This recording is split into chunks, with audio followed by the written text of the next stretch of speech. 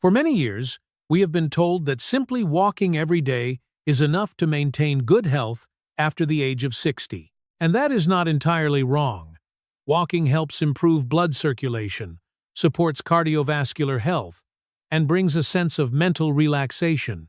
Many older adults maintain a regular walking routine and believe they are already doing everything necessary to care for their health. But there is a gap that most people never realize. Walking helps you stay active, but it does not guarantee that you will maintain muscle strength. After the age of 60, the body naturally begins to lose muscle mass over time. What is especially important is that one of the fastest weakening muscle groups is the glute muscles, the muscles responsible for maintaining balance, stabilizing the pelvis, and protecting the spine. When the glutes become weak, you usually do not notice it immediately. You simply feel that standing up from a low chair becomes a little more difficult. Your stride becomes slightly shorter. Your posture leans forward a little more. You begin to feel less stable when walking on uneven surfaces. These small changes slowly build up over time, and when they become significant enough, they increase the risk of falls, reduce confidence in movement, and gradually limit your daily activities and independence.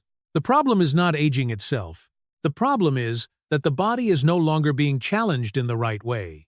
When the body is not challenged in the right way, the process of physical decline happens quietly, but continuously. After the age of 60, the fast-twitch muscle fibers begin to shrink more rapidly if they are not regularly activated.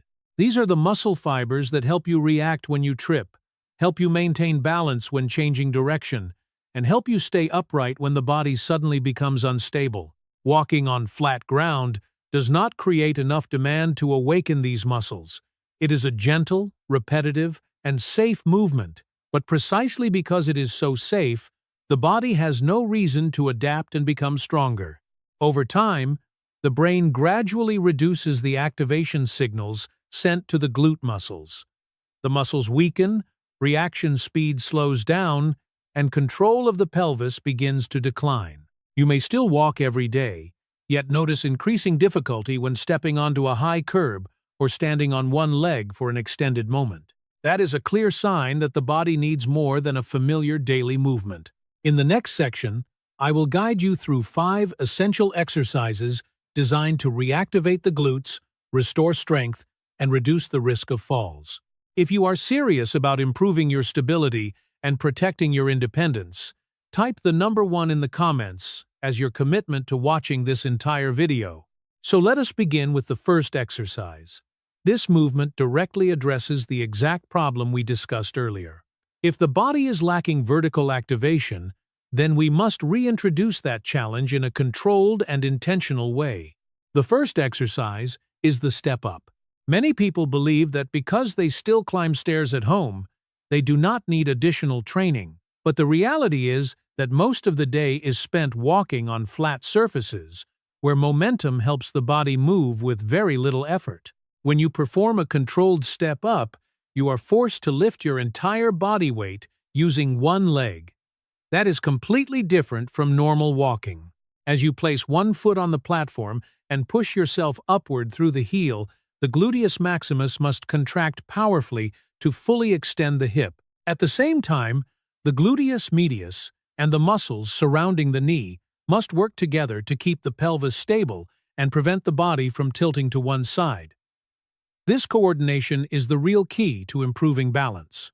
Without vertical strength, people gradually begin avoiding stairs, hesitating before stepping onto high curbs, and feeling unsteady when getting on or off public transportation. Over time, they choose flatter and safer paths, and their world slowly becomes smaller. What matters is not how high the step is. What matters is performing the movement slowly and with control. Keep your torso upright, drive through the heel, squeeze the glutes as you rise, and lower yourself with control instead of dropping quickly. When practiced consistently, this exercise sends an important message to the body, that it still needs strength, that it still needs the ability to resist gravity, and that is the first foundation of long-term independence. After restoring vertical strength with the step-up exercise, we now need to address another silent but extremely important issue, the ability to fully extend the hips. The second exercise is the standing leg kickback. After spending many years sitting for long periods of time, the hip flexor muscles at the front of the thighs gradually become tight and shortened. This tightness does not only pull the body into a forward-leaning posture, it also sends inhibitory signals to the glute muscles, making it harder for the glutes to contract fully. This is a natural physiological response of the body. When the muscles in the front become excessively tight, the muscles in the back become less active. And what happens as a result? Your stride becomes shorter. Your posture bends forward. The lower back begins working harder to compensate for the hips. Over time, many people start experiencing lower back pain, even though the true problem is not actually coming from the spine. The standing leg kickback is not simply about lifting the leg behind you. You need to stand tall, gently tighten the abdominal muscles, then move one leg backward while keeping the lower back from overarching. As the leg moves behind the body, you must intentionally squeeze the glute muscles instead of leaning backward. That conscious muscle contraction is the most important part of the movement. It helps rebuild the connection between the brain and the glutes. When the glutes begin functioning properly again, the hips can move through their full natural range of motion. Your stride becomes longer, your balance improves, and pressure on the lower back decreases significantly. Perform the movement slowly and with control, a few repetitions on each side every day. Over time, you will begin to feel the muscles in the back of the hips doing the work instead of the lower back. And before we move on to the next exercise, I want you to do something very simple. Stand up right now, try one leg kickback, and pay attention to your glute muscles. If you can clearly feel them activating, type the number 1 in the comments, because that small connection may help protect your strength, balance, and independence for many years to come. Now we move to the third exercise. This is one of the most therapeutic movements for adults over the age of 60, yet it is often overlooked because it appears too simple. The third exercise is the glute bridge. Many people believe that lower back pain comes from having a weak back, so they focus entirely on exercises for the spine. But in most cases, the problem is not actually the back itself. The real issue is that the glute muscles are no longer activating in the correct sequence. When the glutes are too weak to stabilize the pelvis, the muscles in the lower back are forced to compensate and work excessively. That is the hidden cause behind many persistent aches and stiffness in the lower back. When you lie on your back, bend your knees, place your feet on the floor, and lift your hips upward, you remove the challenge of balance. This allows you to focus completely on the contraction of the glute muscles. As you lift the hips, consciously squeeze the glutes instead of pushing through the lower back. The hips should be the primary engine of the movement, not the spine. From a physiological perspective, this exercise helps restore the correct activation pattern between the glutes and the lower back muscles. It strengthens the entire posterior chain of the body while reducing compressive stress on the spine. If the glutes remain weak, the lower back will continue carrying a burden it was never designed to handle alone. But when the glutes are properly reactivated, you begin to feel more stable when standing upright, and the constant fatigue or soreness in the lower back during walking often decreases significantly. This is not just another exercise. It is a way of rebuilding the foundation of movement itself, helping protect the spine and preserve mobility for many years to come. After restoring the correct activation pattern between the glutes and the lower back, we now need to address another factor that is often underestimated, yet directly connected to fall risk: lateral stability. The fourth exercise is seated banded knee abduction. Most people believe that walking alone is enough to maintain balance, but walking is primarily a forward movement. It places very little demand on the muscles along the sides of the hips. Meanwhile, most hip fractures actually happen from falling sideways, not forward. The muscle responsible for preventing the pelvis from collapsing sideways when standing on one leg is the gluteus medius.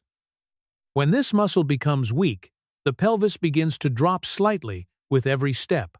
Over time, the walking pattern becomes less stable, and balance reactions become slower. When you sit upright, Place a resistance band around your knees and intentionally press the knees outward.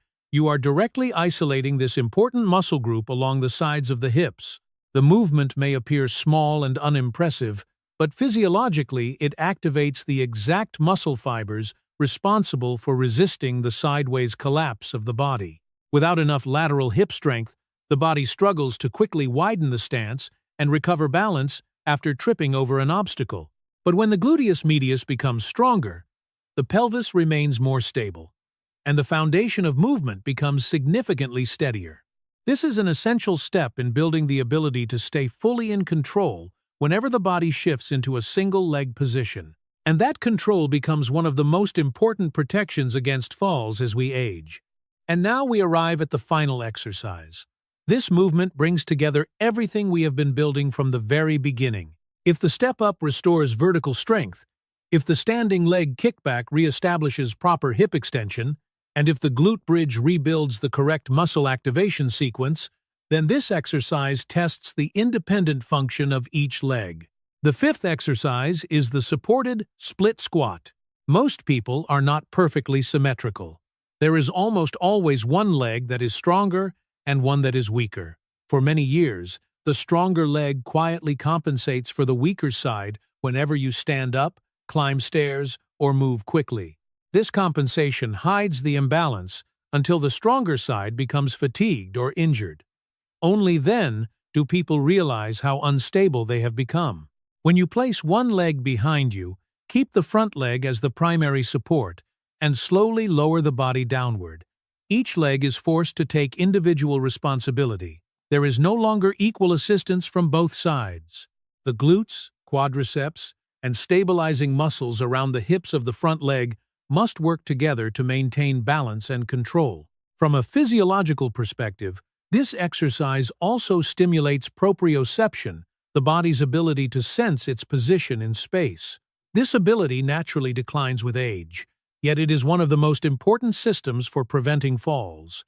When proprioception improves, the body can react faster and correct instability more accurately. What matters is not how low you go. What matters is maintaining control throughout the movement. You can lightly hold onto a chair or a wall for support if needed. Move slowly and focus on the stability of the front leg instead of speed or depth.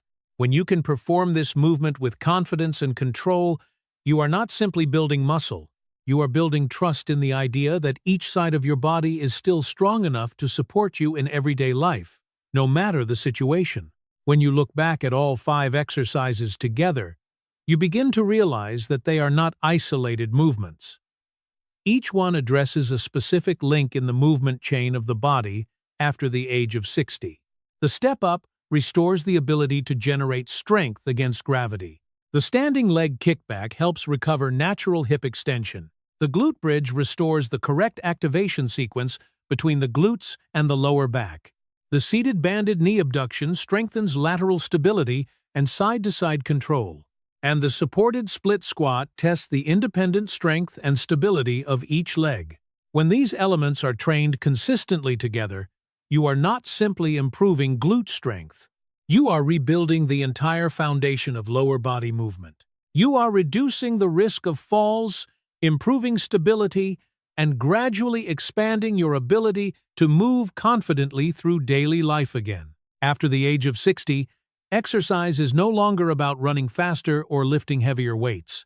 Exercise becomes about standing more steadily, walking with greater confidence, and maintaining independence for as long as possible.